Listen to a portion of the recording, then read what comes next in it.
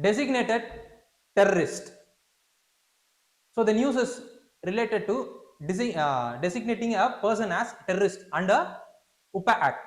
So how the news has been related to examination is, under prelims the news has been related to current events of national as well as international importance. Similarly, under mains it is related to security challenges and their management in border areas, linkage of organized crime with terrorism. This is how the news is being related with the examination.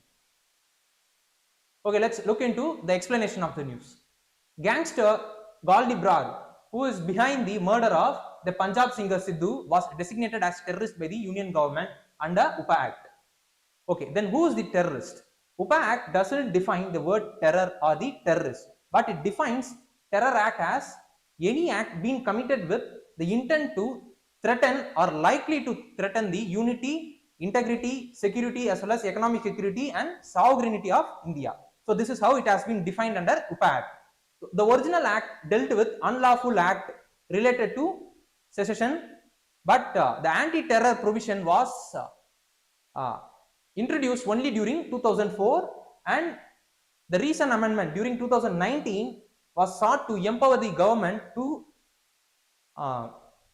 designate an individual as the terrorist. So this is what the evolution of the UPA Act is about. So how are individuals are declared terrorist? The center may designate an individual as terrorist through a notification and add their name to 4th schedule in UPA Act. If their name has been added to 4th schedule, means then they are designated as terrorist by government. Government is not required to give an individual an opportunity to be heard before such designation. Why it has been? It is based on the principle of the legal presumption of an individual being innocent until proven guilty. If an individual has been convicted in the terror case, means then it is the responsibility of him to prove that he is not guilty of it. So this is what the thing is. And what happens when an individual is declared as terrorist?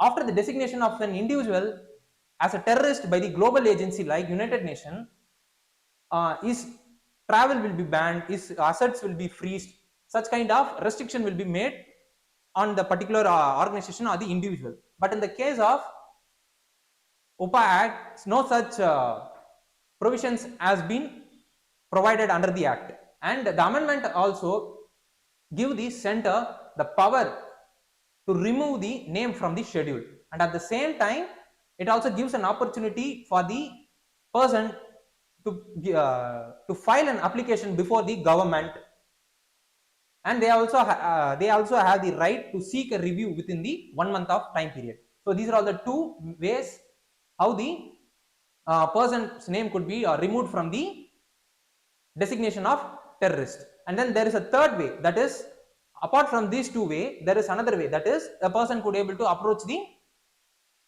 courts. So these are all the three ways under which a person's name could be removed from UPA Act.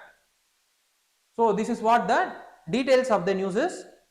What we need to study further is, we should be aware of what is NIA Act and why it has been formed, and what is the structure of it. Secondly, we should also be aware of United Nations Security Council, its structure, function as well as the mandate, and then the paramilitary forces of India. So these are all the things which we needed to be further aware of, and with this we have reached the end of this topic.